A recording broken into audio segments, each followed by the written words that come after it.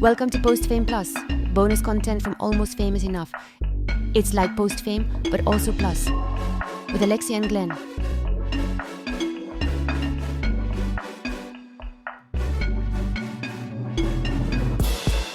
Always ready. Okay. Hello and welcome to Post Fame Plus. Post Fame Plus is the season 1 bonus series between myself, Glen Erickson, and Alexi Erickson, my daughter and co-host. Hi, Alexi. Hi. So the premise of Post Fame Plus for us, of course, is our opportunity to do what we always did in our post fame segments, which is share musical ideas and inspirations, what's new, all of that sort of stuff. And we are following a format where one person brings a song with some backstory and the other person brings a full album they think should be listened to as a full album with some backstory, of course, to support their reasons. And the switch up this week is that I am doing this song and you are doing the full album. So, which means you get to go first. Which means I get to go first with the song. Are you ready? Are you ready for it? I'm a little nervous. Okay. Well, I don't know if you would have seen it. So there was a brand new single dropped that caught me by complete surprise last week. And I don't know if you saw it, but it got me very excited. It's a song called Many Lives, lowercase m, lowercase l, by the band Purity Ring. I didn't. You didn't see that? I'm so mad. I did not at all. Brand new single from Purity Ring, Many Lives, which I think there's even another song. It's teasing a full album. I'm pretty Love clear. it. So Purity Ring, of course, is a Canadian band, an actual, most people still consider they would be called an Edmonton-based band, just sort of based on some geography of Corin Roddick and Megan James. And I think Megan was Edmonton and Corin was Calgary and Edmonton. But anyhow, we were quite happy to claim Purity Ring for ourselves and absolutely loved the band. And they totally blew up with their electronic pop music back in like the 2015. Well, I mean, the first album maybe was 2012. The one that we fell in love with was released in 2015. So, yeah. But they have a new song. It looks like a new album coming out. New song is called Many Lives. It's very good, and it sounds completely Purity Ring. So, which is pretty awesome. Backstory, of course, Lexi, is October 21st, 2016. Mm-hmm. Daddy-daughter date night. You were a little fresh into being 11 years old, I think only. And we had probably for a couple of years, I think, gone out of the kids bop phase of learning music and loving music and into other things. I think your first concert I technically took you to was Selena Gomez, wasn't it? At the arena? Yeah, that was technically the first. But to me, like, this was the first concert. Like, I got you tickets before, but to me, this was taking you to something that I thought you could appreciate, but was much more in my world. So it was at the Winspear Center, and I had to go because I had seen the setup of what I still to this day think is probably one of the most beautiful stage performance setups I'd ever seen, if you recall. So everything felt pink to me. That's what I sort of remember it as. They needed the whole depth of the stage. This is what's fun, is that it's just two of them. They're an electronic pop duo. Like they needed so much space. The guy Corin runs all the music, and then Megan sings as far as the performance goes. And so it was like he had this like podium that looked like Superman's crystal castles. Do you remember? Yes. It was just these different heights of these crystal-looking, like, pillars in front of him. And he just would touch them.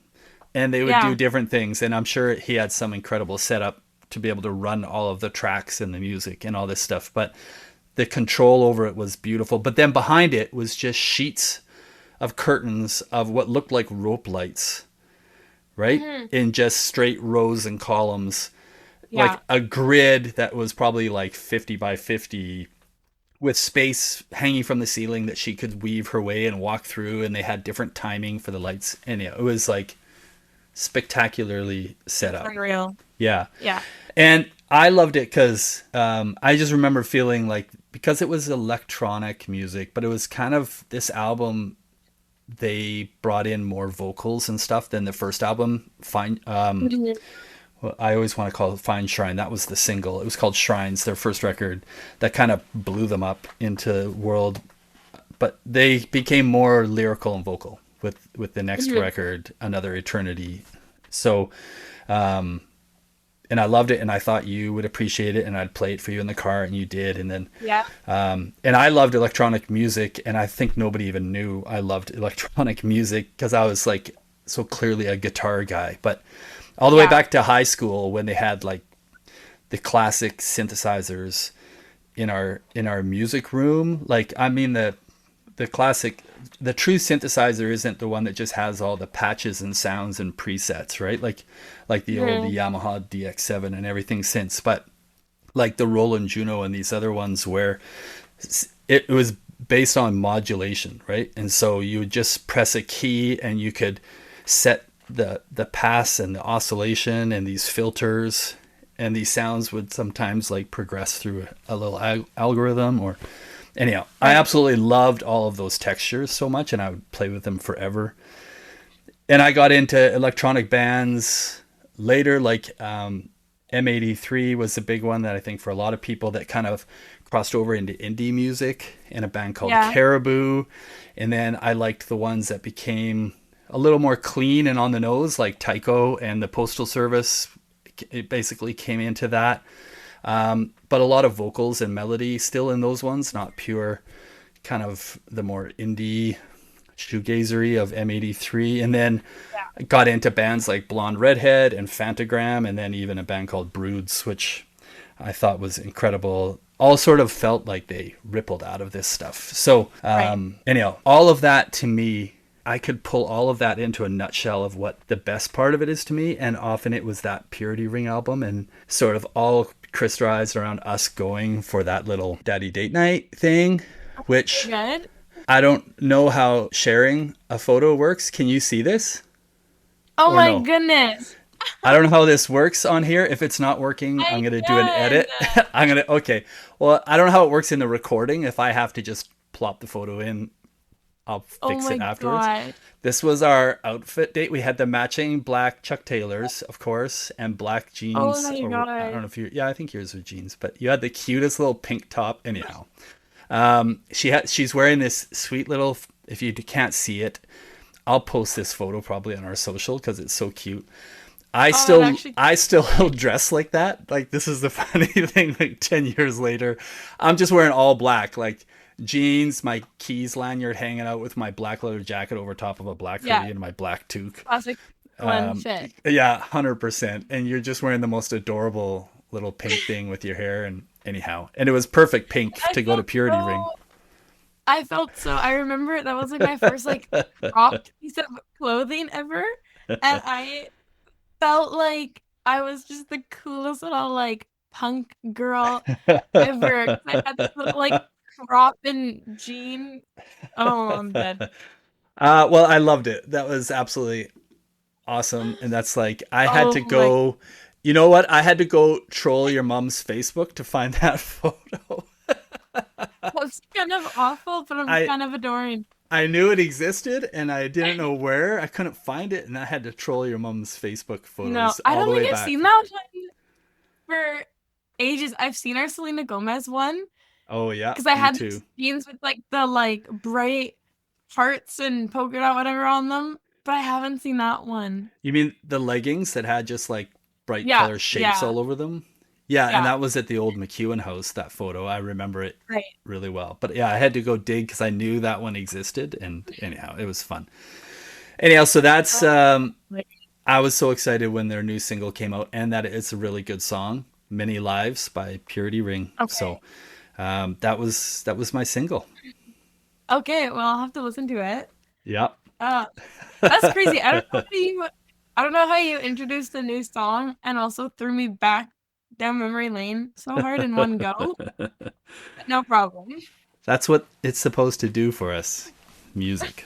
So okay, so that's my song. And you told me you had an album that was going to be fairly predictable. So Okay, yeah. Just out of the ballpark, just guess what even band it's gonna be. You actually might be wrong because I'm well, I don't want to guess because I'm pretty sure I'm gonna be wrong because you're like it's gonna be predictable, and I'm like that could be like three. There's three different ways I could come at predictable for you. So okay. I'm not sure. A part of me thought, is it gonna like the Lumineers kind of edge where it was No, like, that's too basic. That's too like okay, see that's what I mean. Is that the is when you say predictable, is it basic? So I'm not gonna guess. So I'm okay. just gonna let you do it. That was your guess, basically. Okay. No, okay, I chose this because it's become very like full circle. And I feel like it's gonna be full circle for the rest of my life. But Backseat Lovers, classic for me. Yep. Um, but their album Waiting to Spill, that's the one I've chosen for my first album because this was like the first album for me that like really was like yeah, like start to finish, like could listen to. Came out, let me look. I think 2020. When did we go to Vancouver together For Bleachers? for Bleachers? 2020? No, that was after that. That was maybe 3 years ago. So 22. Okay, let me look because this is important. Regardless, this album came out. So for Backseat Lovers, they had their first album come out, and it had songs like "Kill Me Girl," that like blew up Mm-hmm. very heavily like Mm-hmm. on the internet, and became very, I don't know, kind of popular. And then they didn't release for a while, and then they came out with this album, Waiting to Spill, and it was just like a very more like mature and like I don't know, like just like it was almost like a different band. Like they just like found their rhythm. Mm-hmm. But it's so like the whole album is just basically about like youth and growth and like uncertainty and just like all the like good and bad and everything in between feelings of like getting older like as a person. Yeah. So I don't know, I found it when we went on that Vancouver trip. Mm-hmm. 'Cause it was relatively new that year. And yeah, I downloaded it, and when we were in the from the time we like got to the airport until we got off the plane, I just had the album on repeat, looping. Like a little bit of a crazy person, I think, but um it's Like so good. like a guy in a hospital room playing an album It's over playing an a album on little repeat. crazy. Yeah, yeah. Sounds familiar. Yeah, so I wrote a couple of things about it. The last song on the track, it's called Viciously Lonely, and it's like such a last song of an album Mm. song, if that makes sense. Like it Mm-hmm. wraps up. Like I've never heard an album choose a last song for said album like better. Like it Mm. wraps up everything you feel while you listen to the whole album up in like a song. And then the last like 20 seconds of that song is just like obviously like an audio recording of the band in their studio all chatting, and it's like evidently like raining outside, and it's like you're kind of like a fly on the wall of like them producing the Mm. album. And I just think that's such a cool kind of artsy little take to throw on to the end of an album, which I really like. And they're like a bunch of young men too, so like the whole album being about like kind of growing up and then throwing that on there. I don't know, love that. But Mm. yeah, like a lot of like raw vulnerability, messy kind of coming of age is what I was writing. They have a lot of guitar in it, but Yeah. like for texture, if that makes sense. Like it's Yeah. not just like It's not riff based. it's not. It's they have like guitar already within songs, and then they just like always throw on another layer of like guitar for like texture in a song, and they do it so beautifully. Yeah, So so love that. my interaction with you on that is, I would you say this was like a gateway band and album for you to a lot Yeah. of the current bands? I think there's a lot of bands that fit in this kind of vertical now. Yes. And you're right, if we go back 3 years, I feel like maybe that is accurate to when you started playing playlists in the car that felt like they were my potential playlists, Music. and we Yeah. started to evolve, into similar spaces with music again for the Mhm. first time in a long time. So yeah, that's what makes me think that question right away, is if that was kind of the gateway into that for you. Because you're right, I was always kind of taken with like, oh, Lexi's listening to indie rock bands, kind of, but it's kind of a new indie rock that isn't, it's not like the old version of the explosion of like when like the Strokes and the High, all those ones like like they were still so guitar heavy, riffy, and you're right. This felt more like Foster the People, which kind of was a predecessor for, but kind of felt like that to me. Yeah, no, it was. I feel like it's exactly that. Like that was kind of like my. I don't know. That was kind of like. I think it also reflected like kind of that period of my life, like that. When I discovered it, I feel like I was in a transition period of like growing up, obviously, and it was just like a weird like kind of reflection of like who I was at that moment when I found it.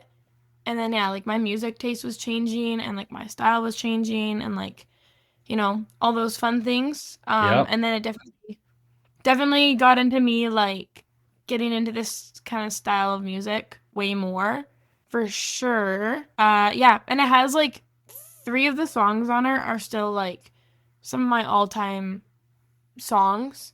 Yeah. Like I would say, there's no misses. All of them I'm like they're like beautifully. There's one of them on there and it's like it literally is just like a beautifully composed like ballad. And it's like the vocals give you like this achy feeling and like you just like it's like sad song almost. But then like there's just like a very like indie kind of like thing going on and then all of a sudden you like burst into the chorus and then you're like, wait, like what just I don't know. It's great. I love it. Well, I mean, that's what a great album does for you, is it kind of takes you through that ride. But also, I think it's interesting because there's not a lot of records where you actually talk about the subject matter. So it's not, that's one of the first things that I noticed in your initial description. And then you followed it up actually talking about how it related, to just where you were at that time in your life. And you're always going to attach that album now to that period of your life too, which is a cool thing that we have, and that's relatable with everybody. I love those conversations with people for sure. I didn't realize it at the time either. Like I think is the other thing, like that, like I remember that album being from that time in my life, but I chose it for this podcast. But I went back to it recently and then I was listening to it and then I was like, oh, this was so like that phase of my life. And then I was like actually like listening to the lyrics and I was like, oh, like it was that part of my life probably like for a reason. I like that you noted that the last song felt like it was a deliberate last song and a perfect fit, because I don't feel like we notice that very much anymore. I mean, we're partially doing this because I don't think people think about full albums the way that they used to through most of the history of recorded music, because they were so locked to a format. So a full album was a physical thing you hold in your hand that could actually only play so many minutes of music, and they would just create. And so the medium came around to defining how people like built music releases and the way that they sat in our lives, and that kind of changed into the MP3 era, and then into the Spotify streaming era, obviously, where I don't always notice if bands pay attention or the way they used to. It seemed like they were specifically selecting which songs went in what order. And so I think it's special just when you love a full album, if you can actually feel like it had that kind of a care and attention put into it. Right. When I was in Europe last summer, 2 kind of like bigger albums I was waiting for came out. And Eric, my boyfriend, like we were texting about them at the time of like, like, oh, listen, give me your thoughts kind of thing. But that's one thing he had said. He was like, oh, like I always listen first song to last song in order. Like I don't hit shuffle on Spotify or anything, because he's like, usually the artists like do it for a reason. And that like just doesn't get like respected the same way anymore. That's great. With like shuffling or like hitting a random song. And I was just like, oh, like I've been doing that for such a long time, but I never like thought about it that way. And I was like, that's so true. Yeah. And again, like if you shuffled that album and that like came second, I think that would just be lost on you. Yeah. Okay, one last question about that album or that band for you, because I'm just curious. So I sort of said it felt like that was a gateway, and that since that, like, there's been a kind of an explosion of a lot of bands that could probably fit all on a similar playlist now. What is one other band that you feel kind of is the easiest first next step for somebody? Like, if you listen to this, you're probably also gonna want to listen to what? Let me look at that era of my life. That's hard. Because I think I got launched into like so much. Okay. Kind of maybe Joe P. It's not a band, it's an artist. Maybe Joe P. Yeah, that's fair. I know that he's big for you, and that's very similar. I think you're right. I think it's very similar, and it's like, yeah, I think he takes it a good way. Also, no, that's like less. I don't know. Like, there's so many that come up to my brain that are just like different versions of it, and I'm looking and like. Yeah, but like, what's the biggest one? Like, what's the? Oh, I have like a bunch that are like kind of equal. Maybe Okay, I'm waiting for you to say. I'm waiting for you to say the biggest one, the most obvious one to me that anybody should know. What? There should be one that you should say off the top of your tongue. Like, if you've been talking about Backseat Lovers, everyone should also know Dell Water Gap. Okay, sure, yeah. Am I not wrong? No, you're really correct. I mean, that's two songs from that artist that are like on every cool indie bop playlist that I've ever made. He feels a little, yes, he's like Backseat Lovers, and then you like just add a little touch of like pop in there. Yeah, it's a little more pop. Yeah, it's a little more that's pop. fair. I was gonna say also like what's his name? Briston Maroney. Yeah. Yeah, him as well. Okay. He's on the same playing field. Yeah. You got a real banger too. Okay, well, that's awesome. We covered some pretty decent ground, some pretty important eras of history, and even got the cutest photo into all of this. So I cannot believe that this it's going to be out there. It's going to be so out there. So this was a fantastic episode of Post Fame Plus. Looking forward to the next one, where we'll switch it back and you'll take over the song and I'll have to come up with another album. So looking forward to it. Okay. Okay, bye. We got through it. Thank you. Bye. Bye.